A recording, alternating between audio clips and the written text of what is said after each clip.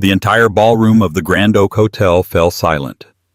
300 of the city's elite turned their eyes toward the head table. Mark Sterling, a man who prided himself on his image, stood with a microphone in one hand and a glass of champagne in the other, a cruel smirk plastered on his face. Beside him sat his wife, Elena, her head bowed, her face burning with shame as laughter rippled through the crowd. "Let's be honest," Mark's voice boomed over the speakers. "Elena didn't marry me for my looks, and looking at her dress tonight, I certainly didn't marry her for her fashion sense. I married her because she had nowhere else to go." The crowd roared with laughter. Mark felt invincible. He thought he was the king of the world, mocking the woman who had stood by him for 5 years. But he didn't check the guest list. He didn't know that the helicopter landing on the roof at that very moment carried a man who could buy and sell Mark Sterling 10 times over. The king was about to meet the emperor, and Elena was about to stop bowing her head. The morning of their 5th anniversary did not begin with flowers. It did not begin with breakfast in bed or a soft kiss, or even a simple happy anniversary. It began with a criticism. "Elena?" Mark's voice echoed from the master bedroom, sharp and impatient. "Where is my navy tie, the silk one, not the cheap polyester trash you bought me last Christmas?" Elena sighed, placing her coffee cup down on the granite counter of the kitchen island. She wiped her hands on her apron, an old faded thing that had seen better days, and hurried up the winding staircase. The house was a sprawling mansion in the hills of Seattle, a testament to Mark's rising success as the regional VP of Chimera Tech. It was cold, modern, and devoid of warmth, much like their marriage. When she entered the bedroom, Mark Sterling was standing in front of the floor-to-ceiling mirror, adjusting his cufflinks. He was a handsome man, objectively. Tall, broad-shouldered, with a jawline that looked carved from granite, but his eyes were cold, always calculating. "It's on the rack, Mark," Elena said softly, walking over to the closet. "Right where I put it yesterday after the dry cleaners." She pulled the tie out and held it up. Mark snatched it from her hand without looking at her. "You look tired," he said, tying the knot with practiced precision. He didn't say it with concern. He said it like an accusation. "You know tonight is important. The board of directors will be there. Mayor Henderson is coming. I can't have you looking like this." He gestured vaguely at her. Elena looked down at herself. She was wearing comfortable leggings and an oversized sweater. She had spent the last 3 hours cleaning the house because Mark refused to hire a maid, claiming he didn't trust strangers with his valuables. "I have an appointment at the salon at 2, Elena said, trying to keep her voice steady. "I'll look presentable, Mark. I promise." Mark turned to her, finally, his eyes scanning her face with a mixture of pity and annoyance. "Presentable. That's the ceiling for you, isn't it, Elena? Just try not to embarrass me. Jessica is coming tonight, and you know how impeccable she always looks." The name stung. Jessica Thorne. Mark's business associate. A woman who wore Prada-like armor and looked at Elena as if she were a stain on the carpet. "I didn't know Jessica was invited to our anniversary dinner," Elena said, a lump forming in her throat. Mark laughed, a short, dismissive sound. "It's not just an anniversary dinner, Elena. Grow up. It's a networking event.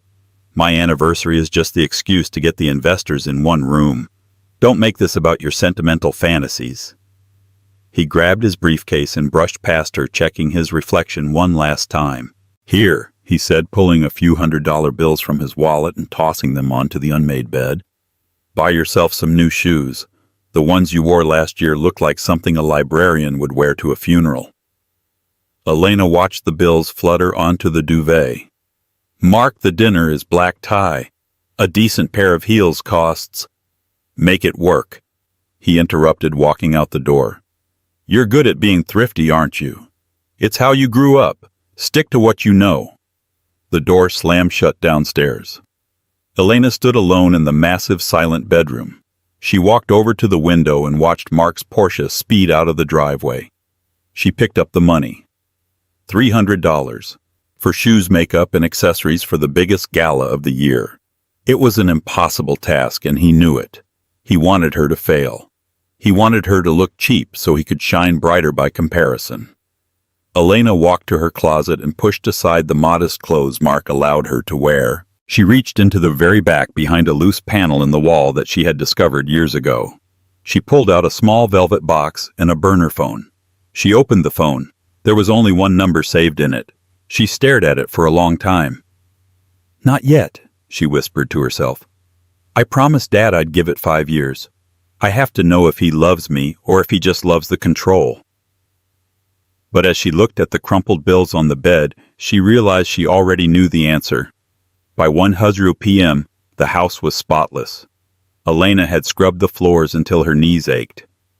She was just about to head upstairs to shower and prepare for her budget makeover when the doorbell rang. She froze. Mark had a key. Who would be visiting? She opened the heavy oak door to reveal a woman in a white fur coat despite the mild autumn weather. Her hair was a helmet of stiff blonde curls, and her face was pulled tight by one too many surgeries. Victoria Sterling, Mark's mother. "Well," Victoria said, breezing past Elena without waiting for an invitation. "Don't you look domestic?" "Hello, Victoria," Elena said, closing the door. "I wasn't expecting you until the dinner tonight." Victoria walked into the living room, running a gloved finger over the mantelpiece, checking for dust. Finding none, she looked almost disappointed. She turned to Elena, her eyes narrowing. "Mark called me," Victoria said, her voice dripping with faux sweetness. "He was worried, the poor boy. He said you were seemingly overwhelmed with the preparations, and he was afraid you might underdeliver." "I have everything under control," Elena said firmly. "Do you?" Victoria laughed. She reached into her oversized designer bag and pulled out a garment bag. "I brought you something. An old dress of mine from the 90s. It's a bit dated, but I thought it might fit your figure better than whatever rag you were planning to buy at the clearance rack." She tossed the bag onto the sofa. It was an insult wrapped in charity. "That's very generous, Victoria, but I already have a dress." Elena lied. She didn't. She was planning to wear the only formal gown she owned, a simple black dress she had bought 4 years ago. Victoria stepped closer, invading Elena's personal space. The smell of expensive, overpowering perfume filled the air. "Listen to me, you little mouse. Tonight is Mark's night. He is on the verge of a promotion that will change this family's destiny. Do not, and I repeat, do not open your mouth unless someone asks you a direct question. You have a habit of boring people with your little stories about, what was it, teaching art to orphans." "I was a volunteer art teacher for underprivileged children," Elena corrected her, her jaw tightening. "Exactly." Victoria waved her hand dismissively. "Depressing. Nobody wants to hear about poverty while they're eating caviar. Just smile, nod, and look at Mark with adoration. That is your job. It's the least you can do considering he pulled you out of that studio apartment and gave you this life." Elena felt a spark of anger deep in her chest. This life. A life of servitude, loneliness, and constant emotional battering. "I didn't marry Mark for his money," Elena said quietly. Victoria scoffed. "Oh, please. Everyone marries for something. Mark married you because you were pretty in a helpless sort of way, and you were easy to mold. Don't pretend you didn't marry him for security. What were you? A nobody. No family, no connections, just a dead father and a mountain of student debt." Elena's hands curled into fists at her sides. "Don't speak about my father." Victoria's eyes flashed cold. "I'll speak however I want in my son's house. Now go get ready. And use plenty of concealer. You look like a ghost." Victoria sat down on the sofa, pulling out her phone, effectively dismissing Elena. Elena walked up the stairs, her heart pounding against her ribs. She went into the bathroom and turned on the shower, letting the steam fill the room. She looked at herself in the mirror. Victoria was right about one thing: she looked like a ghost. The vibrant, passionate art student she had been 5 years ago was gone. Mark had chipped away at her piece by piece until only this shell remained. She thought about the burner phone again. 5 years, her father had said in his will. Live as a commoner for 5 years. Find a man who loves Elena, not the heiress. If you find him, you keep your freedom. If you don't, you take your place at the head of the table. Tonight was exactly 5 years to the day. Elena turned off the water.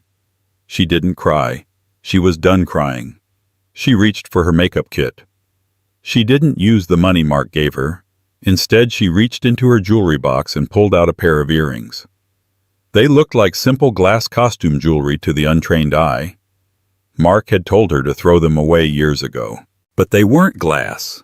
They were flawless 4-carat diamonds cut by the finest jeweler in Vienna. A gift from her uncle Silas for her 18th birthday. She put them on. They caught the light sparkling with a fire that matched the new look in her eyes. "Game on, Mark," she whispered. The ride to the Grand Oak Hotel was silent. Mark drove the Porsche aggressively, weaving through traffic while Elena stared out the window.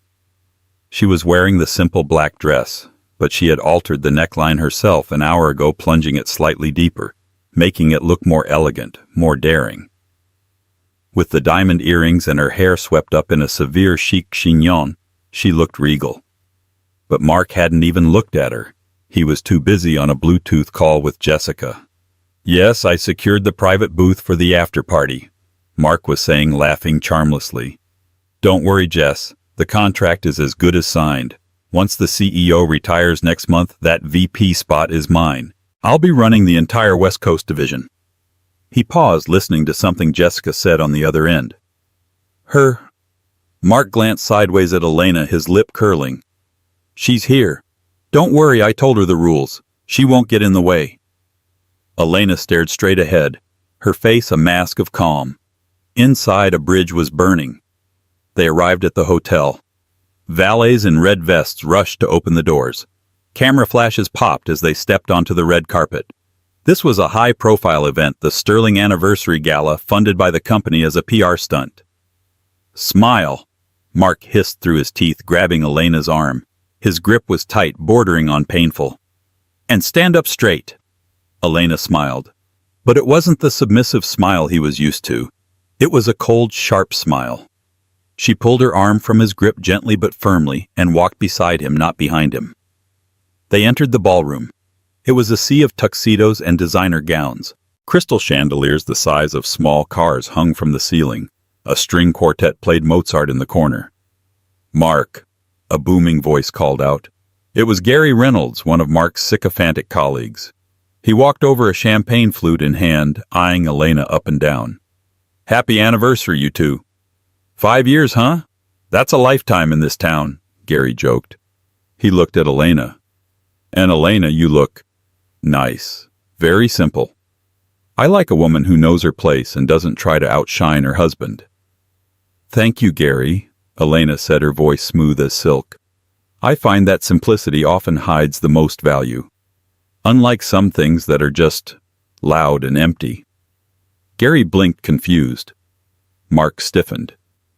"She's joking," Mark said quickly, shooting a glare at Elena. "Elena has a weird sense of humor. Go find our table, honey. The adults need to talk business." He dismissed her like a child. In the past, Elena would have apologized and scurried away. "Actually," Elena said, grabbing a glass of champagne from a passing waiter, "I think I'll stay. I'm quite interested in the West Coast Division's performance this quarter. I hear the Asian market is volatile." Mark stared at her. Gary's jaw dropped slightly. Elena had never spoken about business before. She wasn't supposed to know about the Asian market. "I read the Financial Times," Elena said with a shrug, sipping her drink. "And I noticed that Chimera Tech's stock took a dip yesterday. Rumor is the majority shareholder is unhappy with the current management." Mark's face turned red. "That's enough, Elena. You don't know what you're talking about. Go to the table, now." His voice was low, dangerous, a threat. Elena held his gaze for a second longer than was comfortable. Then she smiled. "As you wish, darling." She turned and walked away. But she didn't go to the table. She walked toward the restroom area, checking her watch. It was 7:55 p.m. She pulled out the burner phone. She typed a single text message. Code Black. I'm done. Come get me. She hit send. As she walked back into the ballroom, she saw Mark sitting at the head table. Next to him was Victoria, and on his other side sat Jessica Thorne. Jessica was wearing a red dress that was cut down to her navel, laughing loudly, her hand resting on Mark's forearm. Elena's seat was at the far end of the table next to a pillar that partially blocked her view. She sat down. She watched them. Mark whispered something in Jessica's ear, and they both looked at Elena and laughed. The waiter poured wine into Elena's glass. "Madam," the waiter asked gently, "are you all right?" Elena looked up. The waiter was a young man looking at her with genuine kindness. "I'm better than all right," Elena said, picking up her fork. "I'm about to enjoy the show." At that moment, the lights in the ballroom dimmed. A spotlight hit the stage. Mark stood up, buttoning his jacket. He looked like a predator sensing a kill. He walked to the microphone for the anniversary toast. Elena took a sip of wine. Here it comes, she thought. The final nail in the coffin. The spotlight burned Mark Sterling, but he basked in it like it was sunlight. He tapped the microphone twice, the sharp thud-thud echoing through the cavernous ballroom. The chatter died down. 300 faces turned toward him. "Thank you all for coming." Mark began, his voice smooth-practiced. 5 years. They say the first 5 years are the hardest. And let me tell you. He paused for effect, chuckling. They aren't wrong. A polite ripple of laughter went through the room. Elena sat perfectly still, her hands folded in her lap. She felt Victoria's gaze boring into the side of her head, critical and sharp.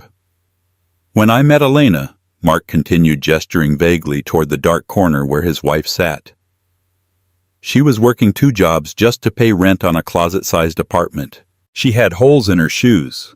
The room went quiet. This was getting too personal, too condescending. "I remember taking her out to her first real dinner," Mark said, grinning. "She didn't even know which fork to use.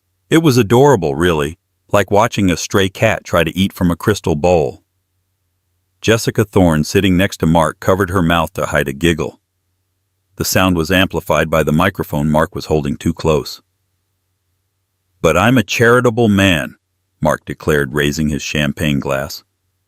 "I saw a project. I saw someone who needed saving. And for 5 years I provided a roof, clothes, and a life she could never have dreamed of. Sure, she's not the sharpest tool in the shed. She doesn't understand business or politics or how the real world works." Elena's knuckles turned white. He wasn't just insulting her. He was erasing her. He was rewriting history to make himself a savior and her a leech. "So," Mark's voice boomed, the cruelty now fully unmasked, "I want to make a toast, not to love. Let's be realistic. Love doesn't pay the bills, but to patience. My patience. For putting up with a wife who is better suited for a library than a boardroom. To Elena. For trying her best, however mediocre that might be. To Mark," Jessica shouted, raising her glass. "To Mark," Victoria echoed. About half the room raised their glasses, mostly Mark's employees who were too afraid not to. The other half sat in uncomfortable silence. They sensed something was wrong. Mark had gone too far. Mark drank deeply, looking satisfied. He lowered the mic, leaning in to whisper to Jessica. "How has that put her in her place?" "Perfect," Jessica purred. "Now she knows who really owns the throne." Mark turned to look at Elena, expecting to see tears, expecting to see her run out of the room in shame. But Elena wasn't crying. She was checking her watch. 3, 2, 1. She counted softly. The heavy double doors at the back of the ballroom didn't just open. They were thrown wide with a force that rattled the hinges. The sound of heavy boots on marble echoed like gunshots. The string quartet stopped playing abruptly. Every head in the room turned. Entering the room were 6 men.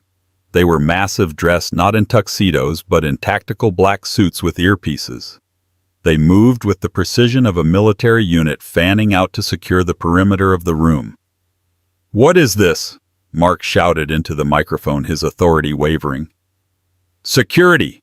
Get these people out of here. This is a private event." The head of the Grand Oak Hotel's security rushed forward, but one of the men simply held up a hand. The security guard froze, looked at the man's lapel pin, and immediately stepped back, bowing his head in terror. Then he walked in.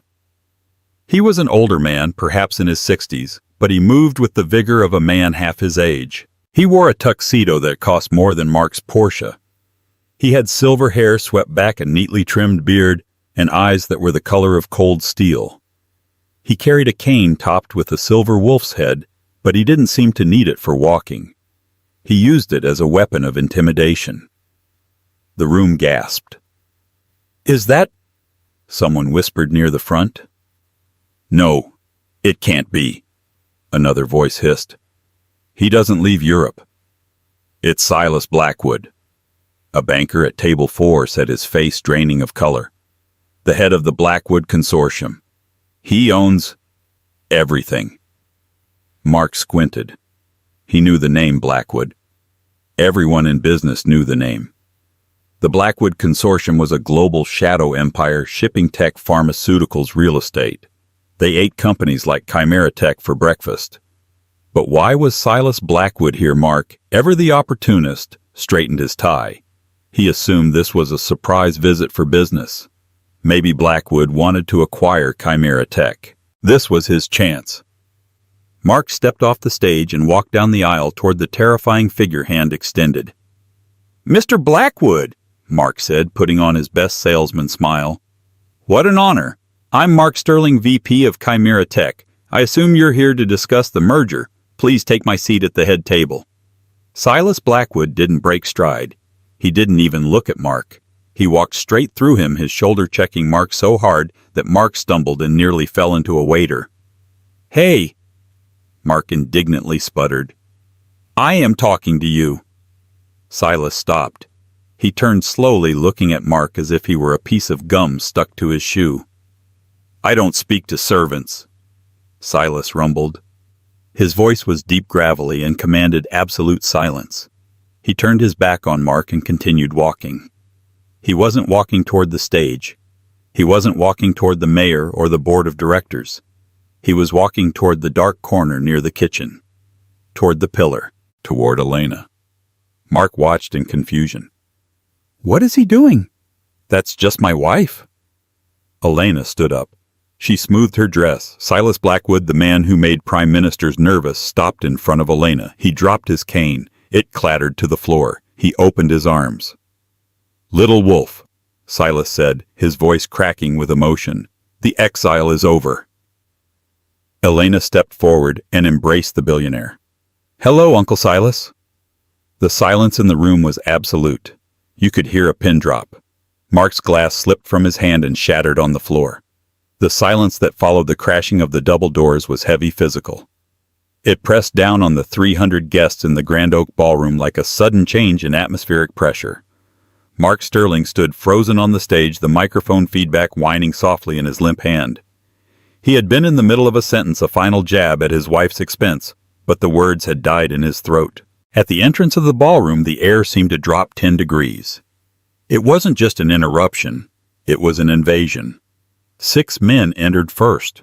They were not hotel security. They were not local police. They were Titans men built like linebackers, dressed in bespoke tactical suits that cost more than Mark's entire wardrobe.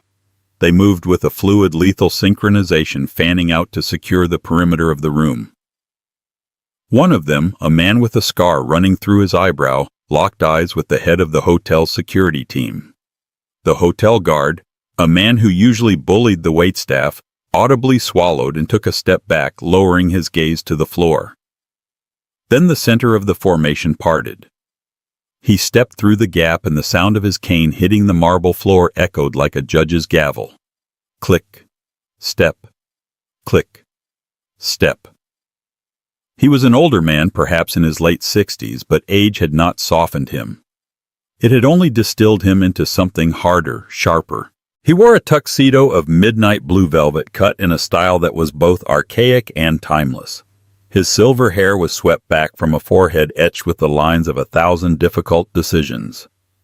But it was his eyes that terrified the room. They were gray, not the soft gray of a cloud, but the hard, merciless gray of a battleship hull. A murmur rippled through the front tables where the city's true power players sat. "My God," whispered the CEO of a rival tech firm, his face draining of color.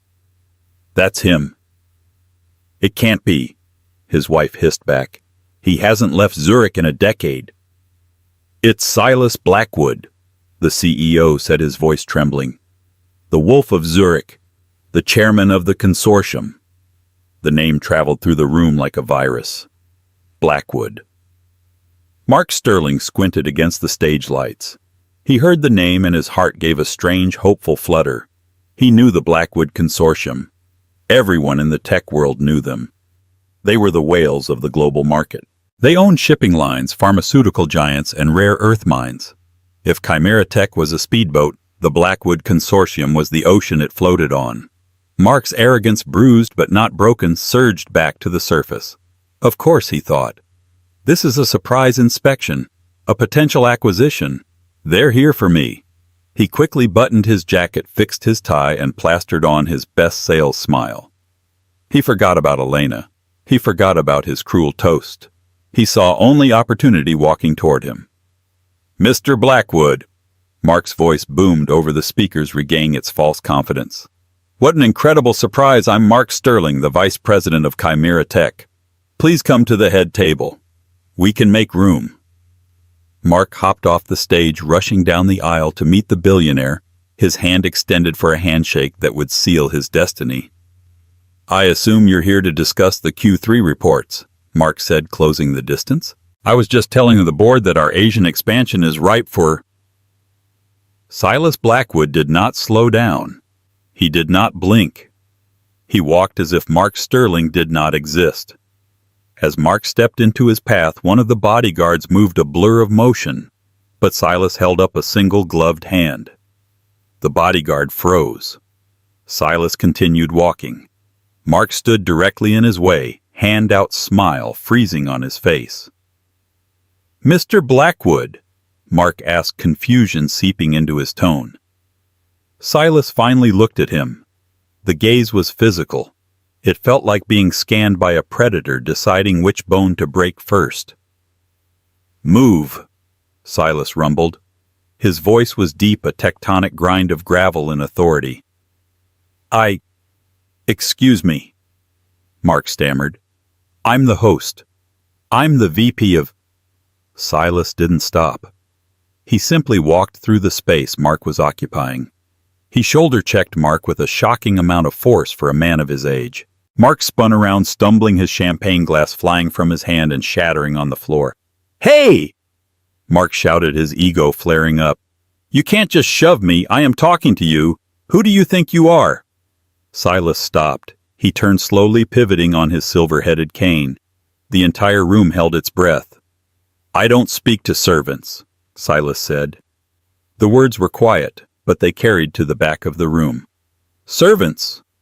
Mark laughed, a high-pitched, hysterical sound. "I make 6 figures. I drive a Porsche. I am not a servant." "You serve your own ego," Silas said, his eyes boring into Mark's soul. "And you serve a master you do not even know you have.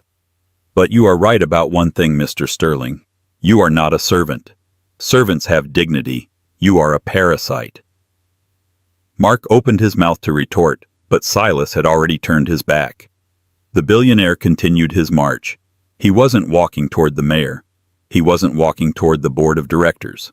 He was walking toward the dark, drafty corner near the kitchen doors. He was walking toward Elena. Mark watched in bewildered horror. "What is he doing? That's just my wife. She's nobody." Elena stood up slowly. The crowd parted for her people, pulling their chairs away as if she were suddenly radiant with radiation. She smoothed the front of her simple black dress. She didn't look down. She looked straight at the terrifying man approaching her. Silas Blackwood stopped 2 feet from her. He looked at her tired face, the lack of makeup, the sadness etched around her mouth. Then his eyes drifted to her ears. He saw the diamond earrings, the only thing of value she had left. The hard lines of his face fractured. The Wolf of Zurich, the man who toppled governments with a phone call, looked like he was about to weep. He let his cane drop. It clattered loudly onto the marble. He didn't care. He opened his arms wide. "Little wolf," he whispered, his voice cracking with emotion. "The exile is over." Elena stepped forward and collapsed into his embrace. She buried her face in his velvet lapel, inhaling the scent of sandalwood and pipe tobacco, the scent of her childhood. "Hello, Uncle Silas," she sobbed.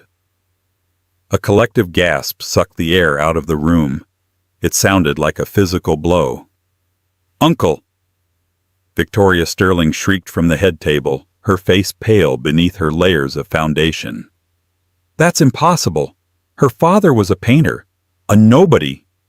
Silas pulled back from the hug, keeping one protective arm wrapped firmly around Elena's shoulders. He turned to face the room. The sadness in his eyes vanished instantly, replaced by a cold Old Testament fury. "Turn on the lights," Silas commanded. He didn't shout, but the order was absolute. A technician scrambled in the booth. The romantic dim mood lighting vanished. Harsh white floodlights bathed the room, exposing every stain, every wrinkle, and every terrified expression. "Mark Sterling," Silas called out. "Step forward." Mark felt his legs moving against his will. He walked toward them, drawn by the gravity of the situation. Jessica Thorne, sensing the shift in the wind, tried to slide out of her chair and sneak toward the exit. "And the mistress," Silas added without looking at her. "You two, sit down or be sat down." A bodyguard blocked Jessica's path. She sat down, trembling. Mark stood 10 feet away, sweating profusely under the bright lights. "I don't understand," he whispered. "Elena, you're a Blackwood." "Elena Blackwood," Silas corrected, his voice booming. "Daughter of Alexander Blackwood, my younger brother, the only heir to the Blackwood estate." "But," Mark pointed a shaking finger at Elena, "she's poor. She has student loans. She coupon clips. She didn't know which fork to use." "She knows which fork to use to eat you alive," Silas said darkly. "She was acting. It was a test, Mark. A test stipulated in her father's will." Silas began to pace, his voice rising, addressing the entire room as a jury. "My brother Alexander hated this world." Silas gestured to the ballroom. "He hated the sycophants, the gold diggers, the people who love money more than blood. When he died, he wanted to ensure his daughter found something he never did: unconditional love. So the terms were set. Elena was to live as a commoner for 5 years. No access to her trust. No using the family name. She had to find a partner who loved her for her, not for the billions she would one day inherit. The word hung in the air, heavy and intoxicating. Billions. Mark felt the blood rushing in his ears. He looked at Elena. He saw the way she stood now, tall, regal, untouchable. He realized that the helplessness he had mocked was a performance he had bought hook, line, and sinker. "You," Mark choked out, "you tested me. And you failed." Elena spoke for the first time. Her voice was steady, clear, and utterly devoid of the fear he was used to. "You failed every single day, Mark. But I stayed. I stayed because I promised my father I would give you the full 5 years. I hoped somewhere deep down you would change. I hoped that under the stress and the ambition there was a good man." She took a step closer to him. "But tonight you showed me that there is nothing under the suit. Just more suit." "But I'm your husband," Mark pleaded, looking around the room for support that wasn't there. "That means, legally, half of what is yours is mine. We have no prenup." Silas threw his head back and laughed. It was a terrifying barking sound. "Oh, you poor stupid boy," Silas said, wiping a tear from his eye. "You think we didn't account for that the inheritance is held in a trust in the Cayman Islands. It is not marital property. You get nothing. However," Silas reached into the inside pocket of his tuxedo. He pulled out a thick, stapled document and tossed it onto the table in front of Mark. It landed with a heavy thud. I do believe in fair exchange, Silas said. You gave my niece 5 years of hell. I intend to return the favor. Mark looked down at the document. What is this? Read the header, Silas commanded. Mark's eyes scanned the page. Chimera Tech, shareholder acquisition, majority stake transfer. He looked up, his face gray. You bought the company? At 9:00 a.m. this morning. Silas nodded. I bought the controlling interest. I paid 20% over market value just to ensure the board wouldn't ask questions. They signed the papers an hour ago. Silas turned to the board of directors table. Isn't that right, gentlemen? The chairman of the board, a man Mark had spent years sucking up to, nodded vigorously, raising his glass to Silas. Welcome aboard, Mr. Blackwood. Mark felt the floor tilting. You own Chimera Tech. I own the company, Silas said, stepping closer, looming over Mark. Which means I own the building. I own the servers. I own the intellectual property. And most importantly, Silas plucked the champagne flute from Mark's trembling hand and handed it to a waiter. I own your employment contract. Silas turned to the crowd. As the new majority owner, I am making my first executive decision. Mark Sterling is hereby terminated for gross misconduct, public indecency, and general incompetence. You can't do that, Mark shrieked, lurching forward. I have a contract. I have rights. I'm the VP. You are trespassing, Silas said coldly. He snapped his fingers. 2 of the massive bodyguards stepped forward. They didn't ask Mark to leave. One grabbed Mark by the back of his collar and the other grabbed his belt. They hoisted him onto his toes. No, get off me! Mark kicked and flailed. Elena, tell them to stop. I'm your husband. I love you. The speech. It was a joke. I was just trying to be funny. Elena watched him struggle. Her face was unreadable. She walked over to where Jessica Thorne sat frozen. Elena leaned down, resting her hands on the table. Jessica flinched. He's all yours, Jessica, Elena said, her voice smooth as silk. I hope you enjoy him, but you should know, the company credit card he uses to pay for your dinners. It's been canceled, and the lease on the Porsche. That's a corporate lease, my corporate lease. Jessica's eyes went wide. She looked at Mark, who was being dragged toward the exit, screaming about lawsuits. Is that true? Jessica whispered. He's bankrupt, Elena said with a shrug. He's been leveraging his salary to pay off gambling debts on crypto. It's all in the audit my uncle ran this morning. If you stay with him, you're inheriting about $2 million in debt. Jessica stood up so fast her chair fell over. I didn't know. We were just colleagues. She grabbed her purse and ran toward the side exit, not even looking at Mark as he was hauled away. Elena! Mark's voice echoed from the doorway, desperate and broken. Baby, please, I can change. Give me another chance. Elena turned to her uncle. She didn't look at the doors. Uncle, she said softly. I'm tired. Can we go? Silas smiled, offering her his arm. The jet is waiting at the private airfield. I have a villa in Amalfi that has been waiting for an artist to fill it. They began to walk out. As they passed the stunned guests, Gary Reynolds, the man who had mocked Elena earlier, stood up holding his glass out. Elena?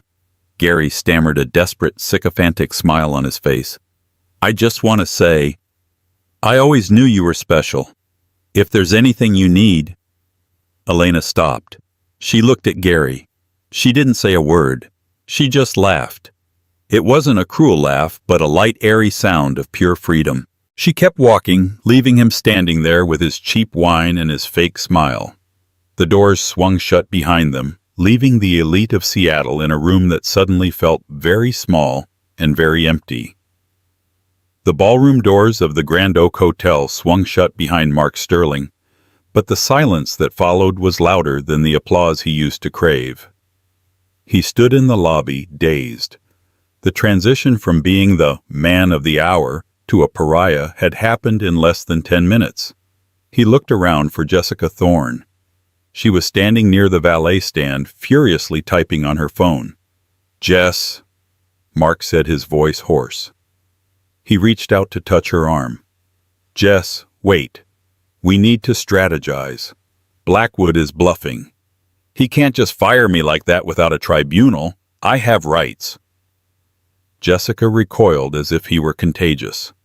She looked up from her screen, her eyes cold and hard. The flirtatious warmth she had shown him an hour ago was completely gone. "Don't touch me, Mark," she hissed. "Do you have any idea what you've done? You just insulted the niece of Silas Blackwood on a live microphone. Do you know who owns the bank that holds my mortgage, the Blackwood Consortium?" "I didn't know," Mark pleaded, his hands shaking. "She was just Elena. She was nobody. Look, I can fix this. I just need to get to the office in the morning and pull the files on the—" "You're not going to the office," Jessica cut him off. "And neither am I if I'm seen with you. Lose my number, Mark. Seriously. If you call me, I'll file a harassment suit." She stepped into her waiting Uber and slammed the door. Mark watched the taillights fade into the rainy Seattle night. He turned to the valet. "My car, the Porsche. Bring it around." The valet, a young man named Kevin, who Mark had tipped poorly for 2 years, looked down at a clipboard. He didn't move. "I'm sorry, Mr. Sterling," Kevin said, his face impassive. "We received a call from the leasing agency attached to Chimera Tech corporate accounts. A tow truck just left with the vehicle about 5 minutes ago. Repossession order." Mark felt the blood drain from his face. "Repossession? That's my car. I paid for the upgrades." "The lease is in the company name, sir," Kevin said finally, allowing a small, satisfied smirk to touch his lips. "And since you are no longer an authorized driver, well, you understand. Can I call you a taxi? It's raining quite hard." Mark Sterling, the man who had mocked his wife for wearing old shoes, had to walk 4 blocks in the pouring rain to find an ATM that would accept his personal debit card, only to find his account frozen due to suspicious activity investigation, triggered by the corporate audit Silas had ordered. He slept that night on a bench in the bus station, shivering in his $3,000 tuxedo. The Downfall, Day 3. The unraveling of Mark's life was not instant. It was a slow, agonizing suffocation. 3 days after the gala, Mark tried to enter the Chimera Tech headquarters. He wore his best suit, one of the few he had managed to salvage from the house before the locks were changed. He marched up to the front desk, ready to demand a meeting with HR. The lobby was bustling. Former colleagues, people who had laughed at his jokes and drank his wine, walked past him. They didn't just ignore him. They actively avoided eye contact, hugging the walls to keep their distance. He was radioactive. "I'm here to see the legal department," Mark told the receptionist, a woman named Sarah, whom he had once made cry by criticizing her headset. Sarah didn't look up. "Name?" "You know who I am, Sarah," Mark snapped. "Name?" She repeated, her voice monotonous. "Mark Sterling, Vice President." "Former Vice President," she corrected, typing slowly. "I'm sorry, Mr. Sterling. Your clearance has been revoked. Security has been notified. You have a box of personal effects waiting at the loading dock." "The loading dock!" Mark's voice rose to a shout. "I am not a delivery driver. I built this department." 2 large security guards appeared behind him. One of them was the head of security, a man Mark had threatened to fire last month for taking a sick day. "Mr. Sterling," the guard said, his hand resting heavily on Mark's shoulder. "We can do this the easy way or the way that ends with you in handcuffs for trespassing. Mr. Blackwood was very specific. He said if you caused a scene, we should let you exhaust yourself." Mark looked around. The entire lobby had stopped to watch. He saw Gary Reynolds, his sycophantic friend, standing near the elevator. "Gary," Mark yelled. "Gary, tell them about the quarterly projections." Gary looked at Mark, then looked at his phone, pretending to take a call. He stepped into the elevator and let the doors close. Defeated Mark turned and walked out. He went to the loading dock. There, sitting in the rain, was a small cardboard box. Inside was a stapler, a half-empty bottle of cologne, and a framed photo of him and Elena. The glass on the photo frame was cracked. Getum. The Revelation Day 10. Elena sat in the private lounge of a Gulfstream jet watching the clouds roll by beneath the wing. The cabin was quiet, smelling of leather and fresh orchids. Silas sat across from her reading a newspaper. He lowered it, looking at her with concern. "You haven't touched your tea," he said gently. "I'm just thinking," Elena said, turning from the window, "about how much time I wasted. 5 years, Uncle. I scrubbed his floors. I ironed his shirts. I let him tell me I was stupid." "You weren't wasting time, little wolf," Silas said, pouring her a fresh cup. "You were gathering intelligence. You were learning the difference between value and price. Your father wanted you to know what it felt like to be powerless, so that when you had power, you would never abuse it." He slid a heavy black folder across the table. "What is this?" Elena asked. "The audit of Mark's finances," Silas said. "And the settlement offer his public defender is begging us to accept." Elena opened the folder. She scanned the numbers. It was pathetic. Mark had been living on a mountain of debt, leveraging credit cards to pay off other credit cards, all to maintain the illusion of wealth. He was technically negative $2 million in the hole. "He wants to settle for no alimony if we drop the fraud charges," Silas explained. "He's terrified of prison. He's currently staying at the Motel 6 off the interstate. He sold his Rolex yesterday for $4,000. He thinks that will last him a few months." Elena traced the name Mark Sterling on the paper. She remembered the way he had looked at her on their wedding day, not with love, but with possession, like he had acquired a new appliance. "Don't drop the charges," Elena said softly. Silas raised an eyebrow. "Oh, you want him in jail?" "No." Elena shook her head. "Prison gives him a roof and 3 meals a day. It gives him a routine. I don't want him to have that security." She closed the folder. "Drop the fraud charges," she corrected herself, her eyes hardening. "But ensure the IRS audits him for the next 10 years. And make sure every hiring manager in the Fortune 500 knows that hiring Mark Sterling is a direct declaration of war against the Blackwood Consortium."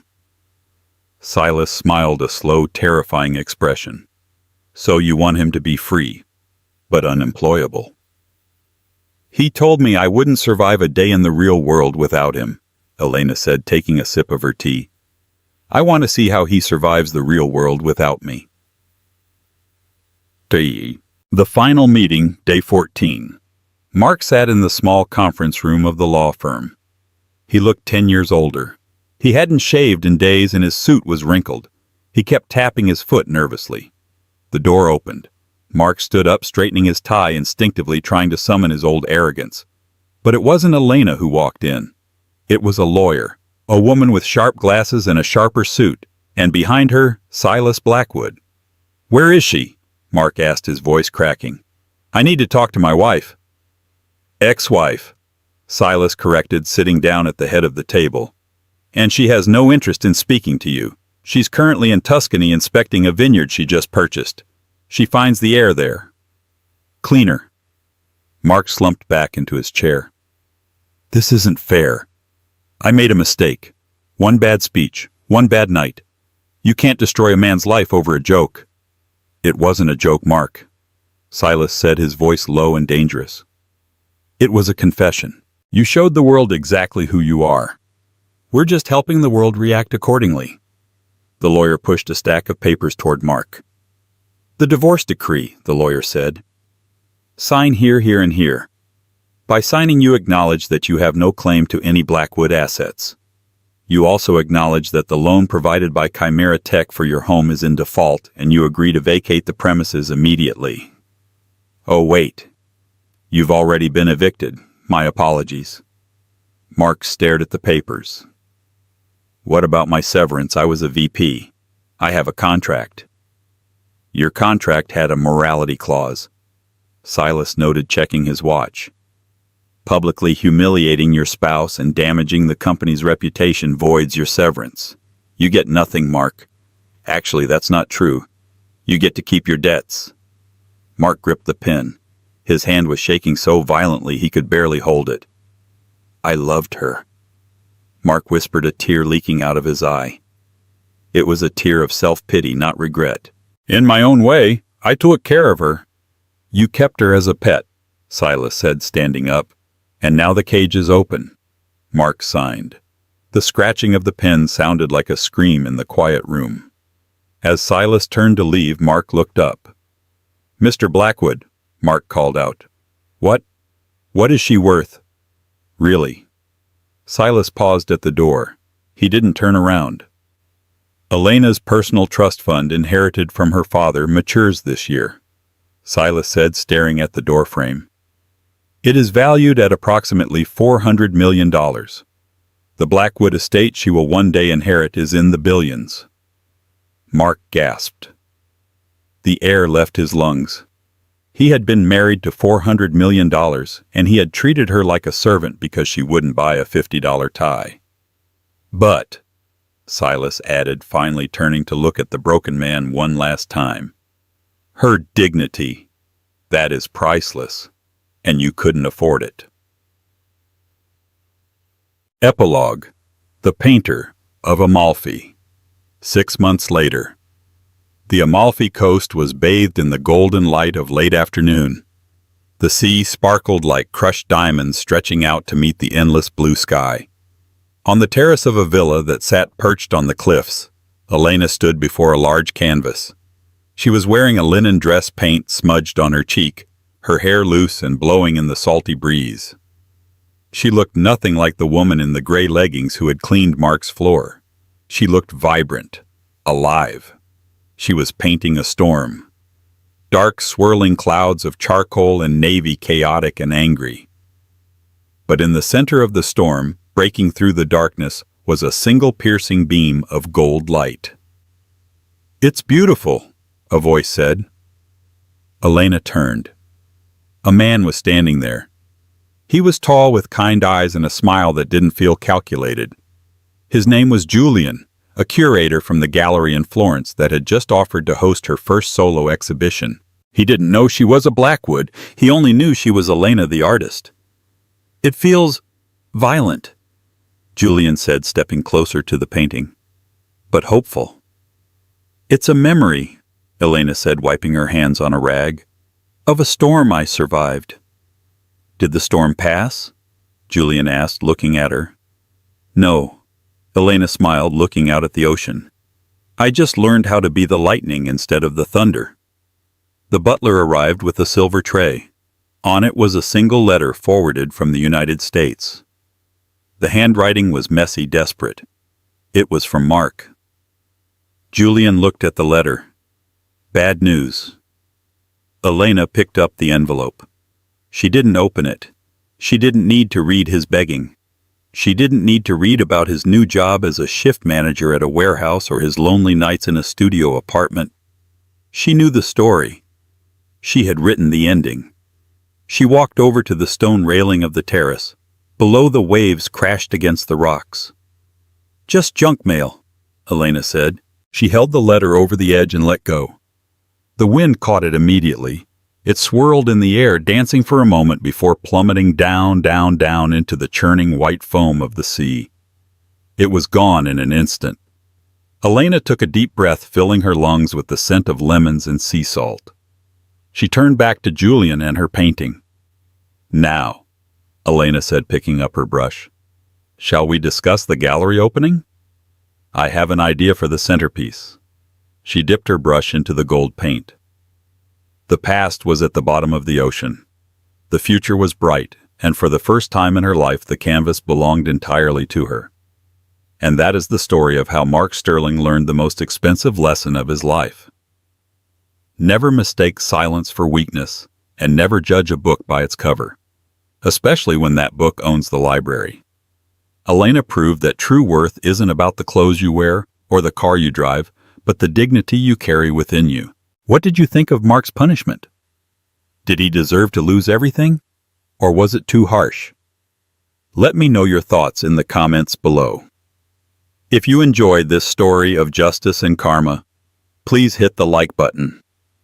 Share this video with your friends and don't forget to subscribe and ring the bell so you never miss a new story. Thanks for watching and see you in the next video.